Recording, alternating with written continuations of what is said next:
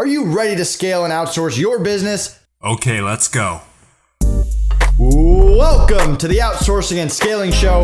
I'm your host, Nathan Hirsch, a show where we talk about everything Amazon, Shopify, e-commerce, and digital marketing. Let's get started. Hey everyone, welcome back to Outsourcing and Scaling. Today I'm with the legend, Kevin King. How you doing? I'm doing good, man. How are you doing? Doing great. Let me read your bio real quick. Kevin King sells millions of dollars of product on Amazon.com via retail and other websites. He's been a recurring guest on over 30 FBA and e-commerce podcasts and is highly sought after speaker at Amazon conferences worldwide. I know because I've seen him talk at a lot of conferences worldwide. He also mentors sellers collectively, doing over $500 million US per year on Amazon in the Freedom, Ticket, and Helium 10 Elite Mastermind. He organizes a $1 billion seller summit, which I'll definitely want to hear more about, runs a private group called AMZ Marketer Mastermind, where over 200 $1 million and up Amazon sellers share advanced tips, tricks, and strategies. And you can learn more about Kevin and listen to some of the podcasts he's been on at amzmarketer.com. Kevin, very impressive resume, and we're going to talk all of that and all Amazon. But first, I want to take a step back. So before you got into Amazon, before you got into e-commerce, even to when you were growing up, what kind of kid were you? Were you a straight A student? Were you a rebel? Put some of that in perspective. And did you always know you wanted to be an entrepreneur? Yes, and yes. I was a straight A student. I was like eighth in my class out of like 800 and some odd people in high school. I think I went 9 years of perfect attendance, never missed a day of school. But I was also a rebel. So I was also, if you ask my dad, he always says he hopes I have a child one day that's just like me. Because he said I was definitely a rebel. I was always out there bending the rules and finding a loophole. When I was growing up, my parents had contracts because if they would tell me, hey, you got to make your bed, I don't know, I'm just making this out. I can't remember the specifics, but you got to make your bed every day. I'd be like, and then one day I didn't make my bed. They'd say, well, you didn't make your bed. Well, you didn't say what time I had to make my bed, I'm like, or something like that. It's still the day is left or whatever. So they ended up making these like little contracts. They always thought I would be a lawyer or an accountant because I was always good with numbers. So since the age of 3, I was an entrepreneur. I started selling. My mom would take me to the little store at the age of 3, and I'd buy bubble gum. Like back then, I think it's like a penny for this like big pink like bubble gum that came in a little wrapper with a cartoon or something on it. I'd buy that and bring that back and sell it to the neighborhood kids for like 3 cents. Well, and so I've always been an entrepreneur, always been involved in some sort of entrepreneur stuff, from selling stamps, mail order in the back of catalogs, to coins, to whatever it may be. So, I'm 50 years old right now, and the last time I got a paycheck, I was 17. I worked at McDonald's when I was 16, 17 years old, and I delivered pizzas. But other than that, I've never worked a corporate job. I'm not the traditional person that's trying to quit their corporate job and get this freedom. I'm kind of the reverse of that. So you're working at McDonald's, you're delivering pizzas. Do you just wake up one day and say, I want something more, I want to be an entrepreneur? How did that transition happen? No, I was an entrepreneur during that whole time too. I was doing side hustle. Even in middle school, but when I was 15, back then there's a Billboard music chart. I guess they're still around, but the Billboard music charts, and Casey Kasem would come out with his top 40, and I would actually listen to that every week. This is before the internet or before all that stuff, and listen to that and write down the top 40. Listen to it on a Saturday morning from 10 to 1. Write down the top 40. Take it to school on Monday, and say, does anybody want to buy the album? And so someone says, yes, I want the Diana Ross or whatever the heck it may be album. It's number 3 this week. I would then every Friday, my mom would take me to the record store, and I would buy the album. Whoever had albums on order, I'd buy them and mark them up like $1 or $2. I thought I was doing really well, the $1 or $2 markup, and take them back, on that following Monday and deliver them along with a new updated top 40 list. So I've been doing that all along. It's just when my dad put restrictions on me, even when I was working at McDonald's. He would say, you're in high school, you can't work more than 20 hours a week. And I would always try to bend those rules and work 30. And so I always remember one day I was working the drive-thru, And I wasn't supposed to be working. My dad had told me no more than 20 hours, and this would put me at like 28. So I told him I'm going out to meet some buddies or something, and I ended up parking my car in a neighborhood like 3 streets away. I thought I was hiding my car in case he drove by or something. Turns out he had a suspicion, so he drove into the drive-through, and I was working the drive-through, and I'm on the little machine saying, "Hey, welcome to McDonald's. May I take your order?" And then I hear my dad's voice on the other side. "Yeah, I'd like a hamburger and some fries or something." I'm like, "Oh, I just got busted." So I got grounded for that. So I've always been a hard worker. Yeah, so you had these side hustles, but how did you transition to full time? Was it just, hey, you were making enough where you didn't have to do the other jobs anymore, or how did that transition happen?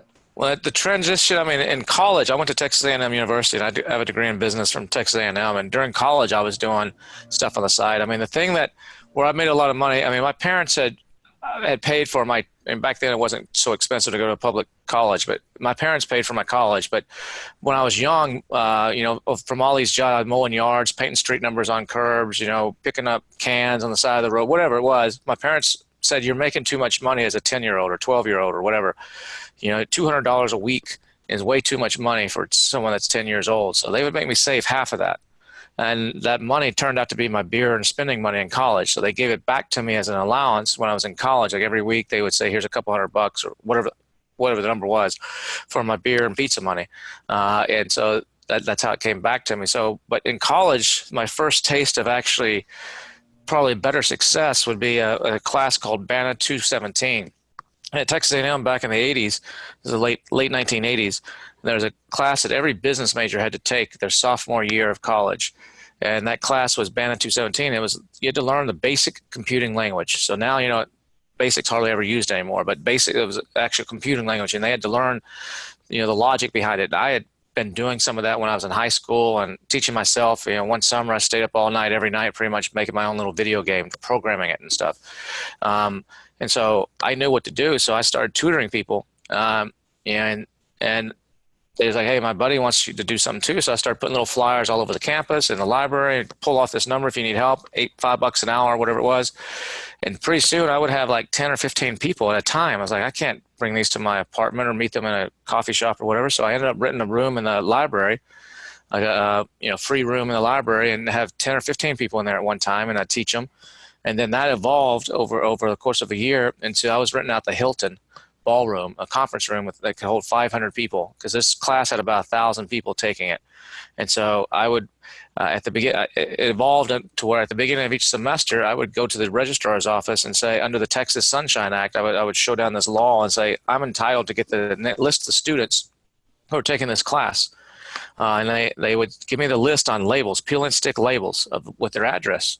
And so I would go down to the copy shop and make like a flyer. It says, "Hey, on these dates, right before their exams, 3 times a semester, come to the College Station Hilton, pay me $15 a head, and I will teach you everything you need to know to pass the tests. Because they're teachers, I'll teach you in a different way than what your teachers are teaching." And I would get 500 people paying me $1,500 a head 3 times a semester. And I was able to do that for like 4 years, until the professors kept trying to change it on me, and it was making them look bad. Why are everybody having to go and pay me for a 3-hour crash course, cliff notes on how to do this, versus they're not learning it in the class? So that was my first taste. And then that evolved into, when college, my first taste into the internet direct marketing world, that told me I wanted to do that, was because I had all this money, I was the guy that was supplying all the beer and everything for parties. A group of 4 guys in the apartment. I was the guy that had the money. Nobody else had money, so I had money. And so I was basically I was the guy that's supplying everything. And this is stupid. Why am I buying beer for everybody and alcohol? And I'd taken a class in college, like my sophomore year. I was just curious, like around 2021. How to be a bartender. I want to know how to mix different drinks. And so you go and you take this class, and in the class, you don't use real alcohol. It's just like colored water, but the real bottles. And I was like, I want to know what this stuff tastes like. So I went out and bought like an entire bar's worth of liquor, like 50 different types of liquor and bars. So for the bar, and we had in our apartment. Well, then people started coming, obviously, because they're like, "Heck, free alcohol." And I was like, I'm not paying for this. Everybody's going to have to pay their own way. So I had a little Apple II computer. my mom had given me the old school laptop, and I programmed a little program on there to basically be a bartending program. So it had recipes, and it also would run a tab for everybody. So if you come, and I would actually, you want a hurricane, you want a margarita, okay, it's 50 cents or whatever it was. And we'd have specials on Tuesdays. And so I had this little program, and then I was like, I should do something with this. So I started advertising it in the back of computer magazines. As this little, it was on floppy disks, and I was using the university's computers to make the manuals and all kinds of stuff. So that was my first foray into direct marketing. And then I ended up starting a company my senior year called a College Lifestyle Company, which was a full-blown 16, back then I think it was a small, 32-page full-color catalog with all kinds of stuff that you would want if you're in college. Little Nerf balls and, to shoot blankets and all kinds of just stuff that college kids would want, dorm refrigerators and whatever.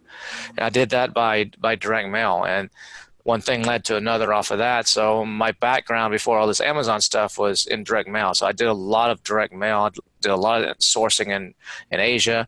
I never really went over to the source. It wasn't as sophisticated as it is now, but sourcing in Asia and Korea and developing products like I ended up into collectibles like baseball cards, but with pretty girls on them instead of baseball players. It became a hot trend around the time of Beanie Babies, like girls in swimsuits and stuff. That did really, really well while it lasted. So this whole direct marketing thing, I've been doing for a long time in product development. So when Amazon, I've been selling on Amazon since 2001 as a third party. I have a calendar company separate from it's a seasonal calendar company. It's a separate business from my Amazon business, but we sell on Amazon. So they were buying wholesale from us. And then I started the FBA stuff in 2015. I think I saw, Amazing.com was doing like ASM 3 or 4, I think it was. And they're doing a little 4-part video series to promote it. And I watched those. I was like, I don't need to pay $5,000 to take this. I know all this stuff. This is like right up my alley. Everything they're talking about, I know. So I just started listening to the limited number of podcasts that there were at the time and digging into Facebook groups and just to try to get a grasp on everything a little bit more of the particulars, and just took off from there. And so I launched a bunch of brands, and that's how we have us today. So you've obviously had a lot of success on Amazon, off Amazon. Are there any failures that stand out? Maybe an Amazon failure in the early days when you were figuring it out? Oh, yeah, I've had plenty of failures. I always say success without failure is luck. Right. And so, there's always a story behind it. I've had a bankruptcy. I declared bankruptcy in the 1990s off of one of my other companies, and I had to rebuild from that. I've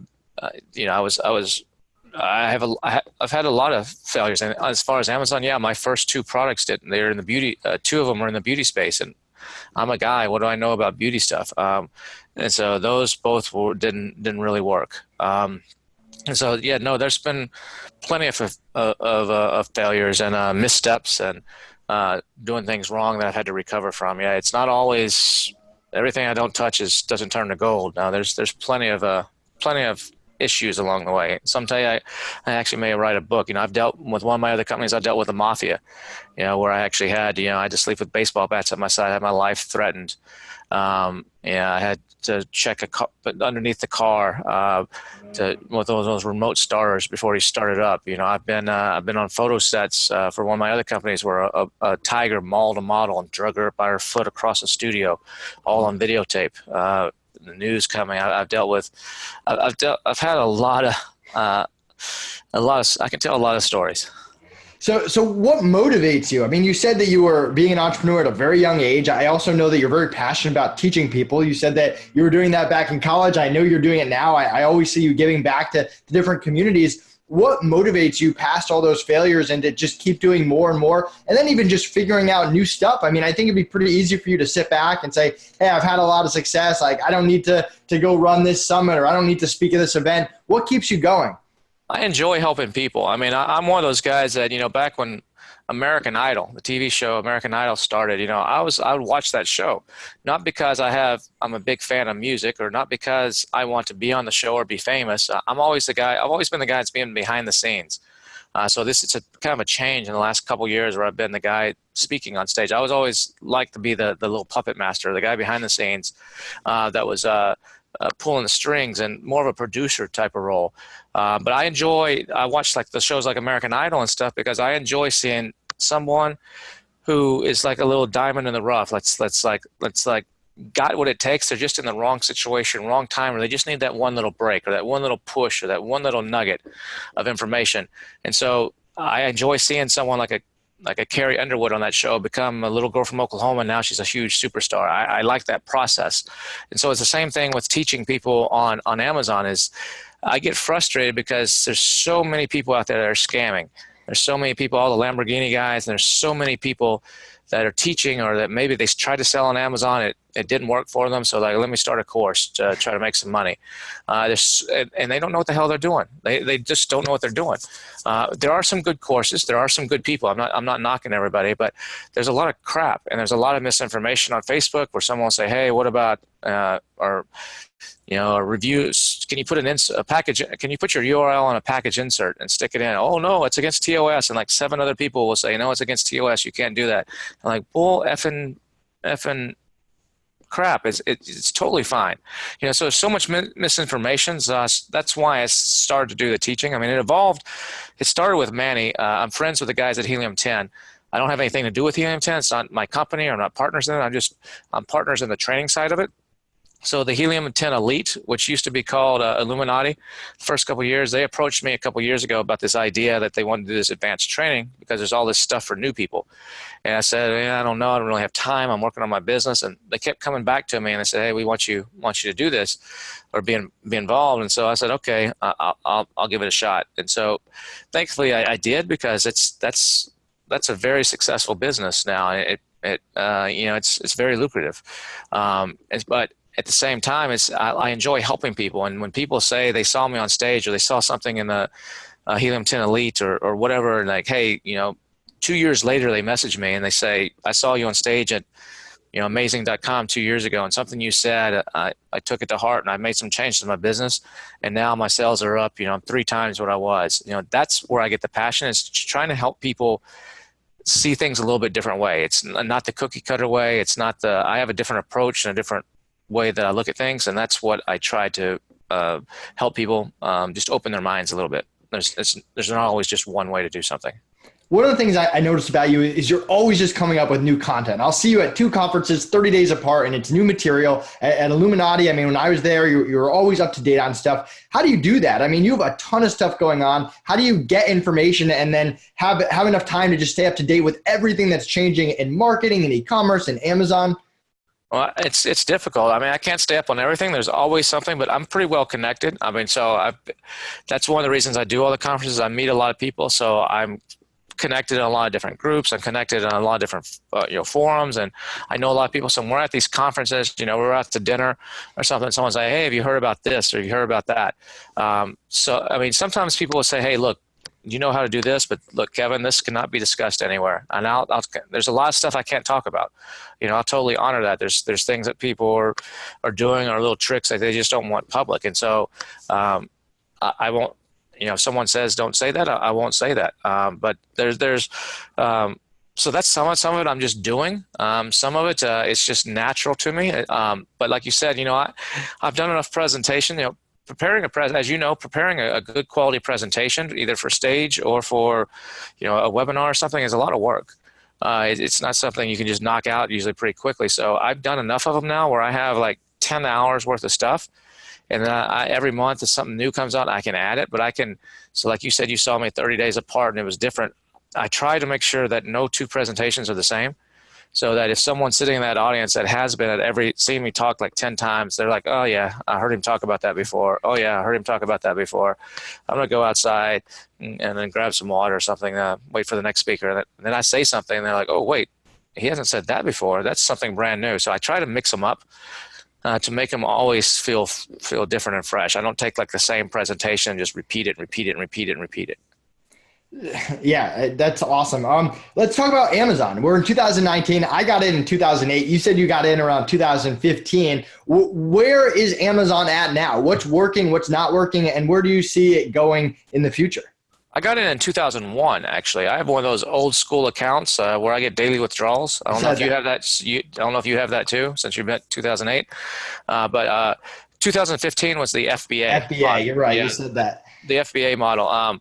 So where's Amazon going? I think it's only going up. A lot of people always say, um, is the gold rush over? I don't think so. I think it's better than ever. But I always say, look, it's not easy like it was 3 or 4 years ago, where you could just stick a label with a logo on something on a plastic bag and sell it. It's a true business now. You got and you approach it like a true business. There's a lot of bad players. There's a lot of bad apples. There's a lot of gaming the system going on. There's a lot of crazy stuff going on, especially in the stuff with sub 1,000 BSRs. But there's still tremendous opportunity. And I don't think there's any other business model out there. You hear all these people with that are doing ClickFunnels, or they're doing some of the drop shipping or Shopify sites and all this other stuff. And you hear some of these success stories, and there are some over there, but there's a lot more success stories selling on Amazon. There's 20. I mean, take a look at Amazon. ClickFunnels has their 2 comma club, which basically means you've sold $1 million, 2 commas and $1 million. You sold $1 million worth of product through a funnel through ClickFunnels, and that doesn't mean you made $1 million in your pocket. That just means you might have made negative money in your pocket. It just means you made that much in sales. Always remember that. And so, but I was just at the ClickFunnels event in February in Nashville, and I think there's 400 some odd people that have done that, 443. When you take a look at the same thing on the Amazon side, how many people sold over $1 million worth of product on Amazon last year? It's 23,172 or something like that. Yeah, now some of those are big businesses, but so are some of the ClickFunnels people that are doing it. So the opportunity is just way bigger, and it's more sustainable, I think. Some people, so I think it's a great time to get in Amazon. I think if you're selling on Amazon, it's a great time to do it. Are there mistakes you can make? Yeah, there's things that people do wrong. They lose their butt. Probably 90% of the people that try to sell on Amazon fail. 90 to 95%, because they're not doing the math right. They're not doing the numbers right. They're not selling on Amazon is not easy. I mean, a lot of these courses and a lot of these gurus and these YouTube videos make it look like quit your job and retire next month and sit on the beach. But I think the case, it requires a vast skill set.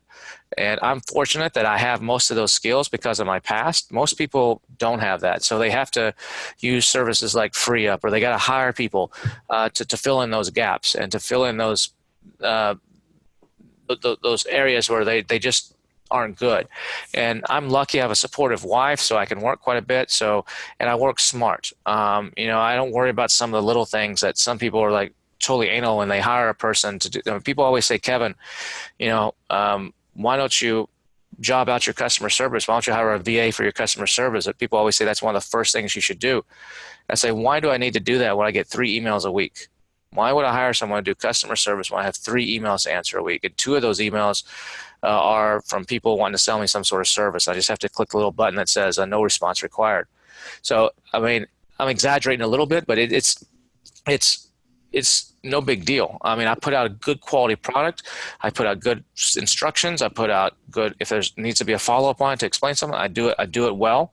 And you cut down on those problems. I'm not trying to cut corners like so many people are, just throwing something out there quickly, and I don't have those issues. So that's what I mean by working smart, and not or I don't need that. Now, also, if I had hundreds of products, that would be a different story. Some of these people that are managing hundreds or thousands of SKUs, I couldn't do that. But I deliberately I deliberately keep my SKU count under 20.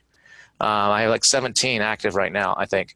And I deliberately keep it small and lean because I'm not trying to grow a $100 million company here. That's not my goal. It's not about how much money I can make. It's about how much money can I make to live the lifestyle that I want to live. And that's all I need. So let's talk about spending your time, because you said you work smart. You work with a lot of Amazon sellers. There's so many different things you can do. You can focus on your Amazon business, off Amazon. You can go to conferences. There's lots of different things inside your Amazon business. Where would you encourage people to spend their time or break down their time? I would encourage people to spend the most. I mean, I'm able to go to so many conferences. Like this last year, I did 26 conferences. And people say, how do you do that and you run your Amazon business? Because I worked my butt off in 2015, 16, and 17 to build it to where it's almost on. I could not have gone to all these conferences in those years and built the company at the same time and built the product lines. I built up and now it's just changing out something here or there, adding a new product periodically, dropping a product. So it's kind of almost on autopilot. So I'm able to ride that wave. But I'm getting ready to, I'm doing a partnership with another company. We're doing some eco-friendly stuff. We're going to be launching a whole line of stuff made of ocean waste, 100% ocean waste products. And that's going to require some time. So the second half of this year, you're not going to see me out as much because I've got to stop and I've got to focus on building that, because it's a tremendous opportunity. But I would have had that opportunity if I hadn't been out there meeting people either. So it's kind of goes both ways. So I recommend people focus on Amazon and Amazon only. Don't get sidetracked with Shopify and drop shipping and all. You need a basic website. You set up a basic Shopify just so you have it, but don't put hardly any energy in there. Amazon is where it's at. And people say, well, I hear all these people saying you shouldn't put all your eggs in one basket on Amazon. You need to diversify. I say horseshit. Stay on Amazon. If you're starting on Amazon in the US, focus on Amazon in the US. And then if you want to expand Amazon Canada, and then expand Amazon Europe, or so forth, because you can repeat the cycle, which you've already known. You don't have to relearn a different way of marketing and relearn a different wheel. It's much, I sell on Walmart, I sell on Jet, I sell on eBay.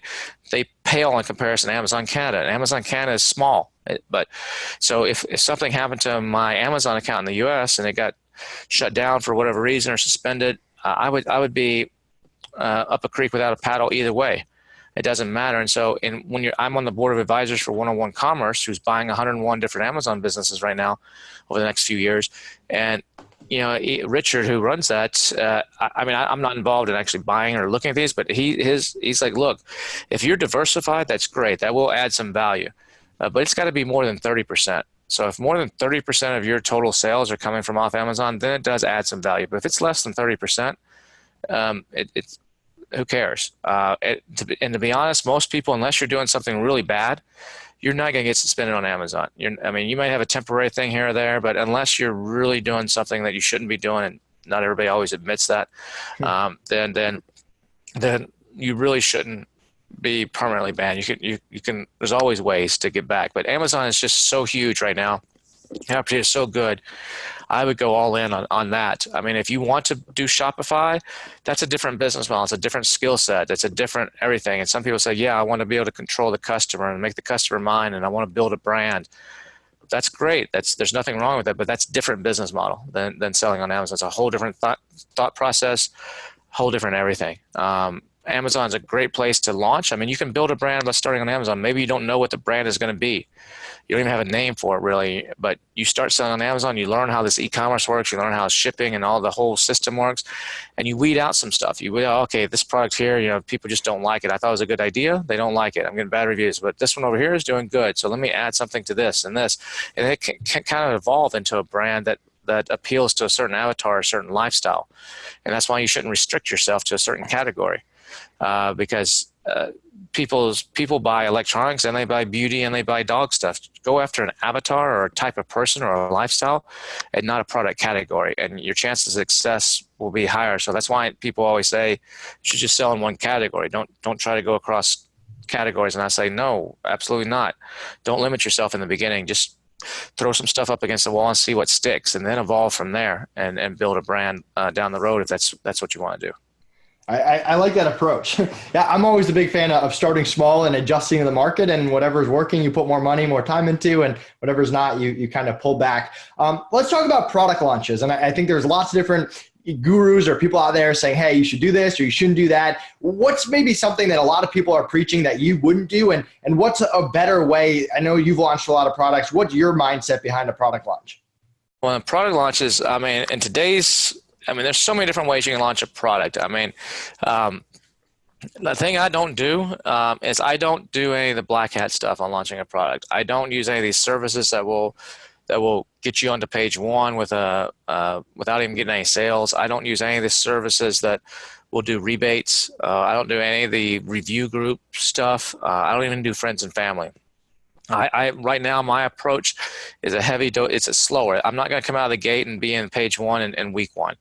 It might take me a couple months to actually get there, but I'm doing it more organically, more through PPC, heavy dose of PPC. And then if it's a product, if it's a dog product, it's in my dog niche, and I might use some of my current customers to help juice it a little bit through some ranking URLs to help move it along. But that's and I might run some Facebook stuff with ManyChat and that kind of thing to help drive it a little bit. Other times, last Christmas I was able to launch a product with no PPC, no giveaways, no outside traffic, no emailing my list, just by creating the listing properly and by finding a product that's in demand. It was Christmas, so it was seasonal, so I couldn't sell this product year round, but I was able to. It was 3 SKUs, and in the month of December, I made a $51,000 profit. Without ever doing a single launch, single giveaway, no PPCs, just by creating a proper listing and knowing how to do the proper research that people could find the product, and it worked really, really well. So there's a lot of those type of opportunities too. But you got to know what you're doing, and you got to know how to set up the listing and how to find those how to use the tools. The tools that are out there now are amazing. That didn't used to exist even a few years ago. They just keep getting better and better. Now with the release of brand analytics data and incorporating that into some of the tools like Helium 10s or Viral Launch or some of the others, it's incredible what you can do. Though, whereas 3 years ago, it was more of a guessing game. And some people got lucky and some didn't. But now the data is it's abundant, and it's just amazing what you can do if you know how to analyze it and how to do it. So you can find those kinds of opportunities where you don't need to do a huge launch. I don't go after big saturated stuff. Or heavy stuff. I mean, Amazon, 2 years ago was 2016, something like 120, $130 billion in sales. Then last year, what they say, it's like 240, 250 somewhere, and it's almost double, or maybe it is quite double. It's somewhere around double in just 2 years. So what used to be a 4,000 BSR 2 years ago, which is on the cusp of maybe selling 10, 15, 20 units a day, now is a 7 or 8,000 BSR, but it's still selling 15, 20 units a day because Amazon's just grown so much. So there's plenty of opportunity there, and you stay off the radar. I've never had a hijacker. In 3.5 years, it's 4 years almost now selling. I've never had a hijacker. The only problem I've ever had is someone that I used I think it was Viral Launch actually, or Zonblast, one or both of them. Back in like 2015, 2016, people were doing online arbitrage where they had multiple accounts on those services. So they're getting stuff for 99 cents and then turn around and selling it for $40 on my listing. But they only had 2 or 3 units. I was able to wipe them out, or they sold them really quick. But that's it. I've never had counterfeiters. I've never had, because I choose products carefully. I differentiate the products with packaging and with the way I do the listing. So it makes it difficult. And I don't play at the high. I don't play up there where in the class 5 rapids, where all the Chinese hackers are selling. I'd rather be down here in the class 1, class 2, just floating in my canoe, rather than worrying about getting flipped over all the time and having to climb back in. It's interesting. I love the different approach because I've interviewed a lot of Amazon people, and I don't think anyone has that exact Kevin King approach that you mentioned. Let's talk about PPC, and then we'll wrap this up. PPC has obviously been incredibly profitable for Amazon. It's only going to become more features. Where do you see PPC going? What's your PPC strategy? I think PPC is going to become. I think Amazon's going to become much more of a pay-to-play platform. What was it, 10 billion last year, something like that, and it's probably going to double or triple this year. They're introducing more and more tools, and they've been behind the curve on like Google and Facebook for a while, but they're starting to introduce more of that. Some of the big brands are now starting to pay attention to Amazon. Wall Street brands that have been doing big TV ads, they're going to start diverting some of that money, and they don't really care about ACoS. They don't really care about some of that. It's branding for them. So they're going to be taking up more of this real estate. I think I think there's a good chance in the next year or two that organic may start on page 2 on Amazon. Wow. Or maybe there might be a line at the bottom, like there is now. The customers who do these also like these, and that's where the organic shows, and everything above that is paid. Now, Amazon's not just going to take your money just to take your money. You got to have paid plus conversions. It's got to make sense, but it's becoming big enough, and there's enough people starting to spend money that I think the PPC component is going to be a much more important component to success on Amazon in the future. So to me, PPC is not hard. A lot of people, they just can't get their head around it. I mean, in my course, the Freedom Ticket, which is for new people, that seems to be a stumbling block for a lot of people. They're like, I need a good PPC course, or anybody know anybody can do PPC? It's not hard. It's just math. But I guess that's what makes it hard for people. But And I look at PPC too. I don't even look at ACost. I don't care about my ACost. I really don't. I want to know what my total cost is. So if I'm selling 100 units, and as of right now, 80 of those are organic and 20 of those are from PPC, my PPC ACost might be 100%. Maybe if I'm selling the item for $20, maybe it's costing me $20 to get every single one of those sales. A lot of people would maybe cut that off and say, I want my ACost lower. I don't care. It's helping prop me up and give me the exposure for the other 80. So I would take those costs of $20 times 20, $400, and I apply it to all 100 of them. So my ACost really is $4 out of a $20 sale. So it's 20%. ACost across everything. I look at my numbers like that. Amazon can't give you that data because they don't know your cost. You have to use third-party tools or Excel or whatever to get that. But that's how I analyze it, and which is different than what most people do as well. But so PPC is super important, and Amazon's going to be introducing some new tools soon, some new ways. I mean, they get the video coming up. They're doing a live video right now and kind of beta, like a QVC. They're going to be able to run video, have video show up on keywords. They tested this a few years ago with the video shorts, but I think it's coming back where instead of you bid on a keyword, you bid on barbecue gloves. Instead of just having your picture up at the top and the sponsored, somewhere in the listings there's going to be a little video that plays. Because you bid on your video that has barbecue gloves on it. I think that potential for the people that do it right is huge. I think someone that does a good video and gets a video ad can convert at a much higher percentage than someone just clicking on a still picture. So I think the opportunities are going to get better, and it's going to cost more to play. Kevin, thanks so much for joining us. Where can people find out more about you, and what do you have going on that you're excited about that you want people to know about? If you want to know more, you can go to amzmarketer.com, or Helium 10 Elite is our training for advanced people. If you go to helium10elite.com, or if you freedomticket.com is where I teach people, new people, how to sell. So if you're new at this business, there's a webinar there that's worth watching. Even if you don't want to buy the course, it'll show you a lot of cool stuff on keywords and everything at freedomticket.com. And then I'm super excited. In May, I've got a $1 billion seller summit happening. It's 50 that.